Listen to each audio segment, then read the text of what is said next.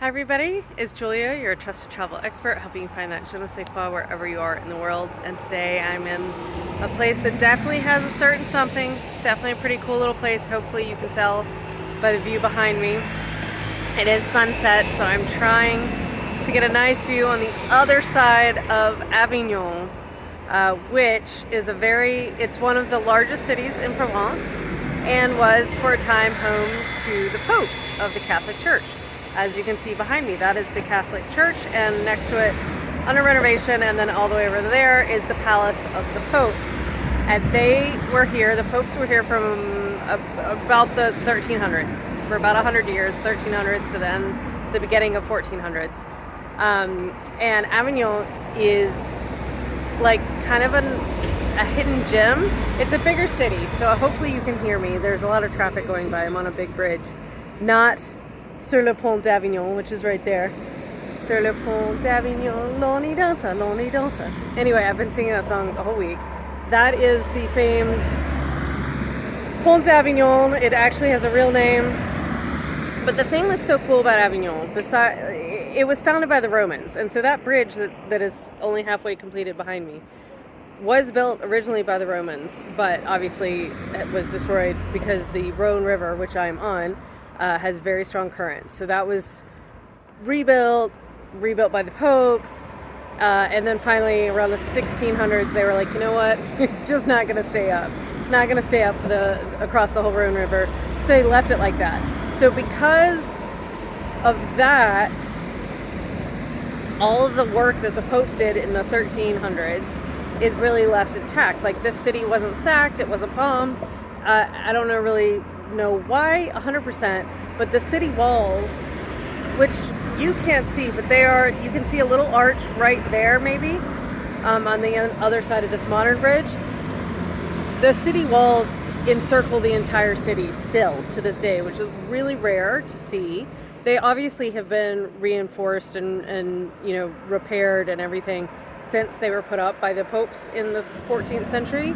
But still, the fact that they are still encircling the entire city is really impressive. You've got the Palace of the Popes, which, being, a Middle Ages medieval palace, is really rare.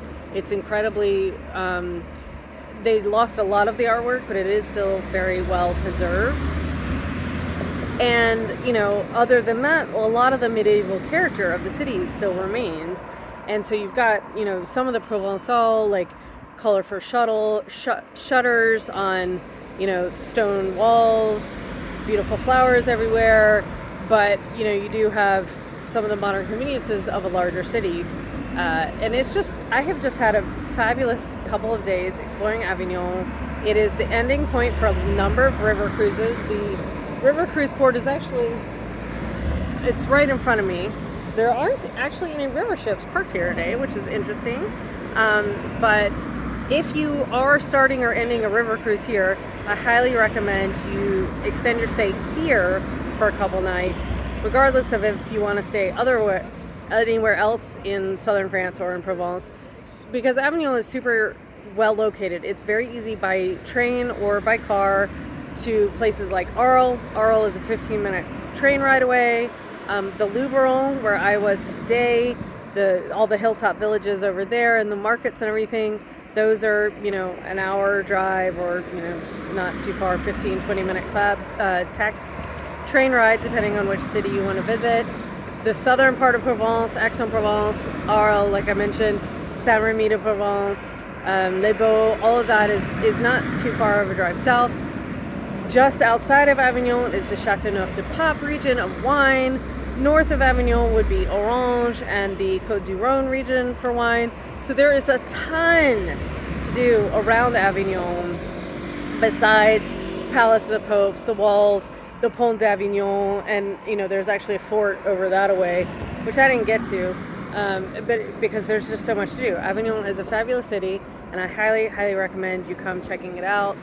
My arm is getting tired, but I just want to give you a little bit more of the glories of Avignon at sunset. And let me know if you have any questions. I'd be happy to talk to you about having Avignon be your home base, the pros and cons of it versus Arles versus Aix-en-Provence for your home base in Provence. because they each offer something a little bit different for every different client. So that's it for this week, and I will talk to you next week. Bye.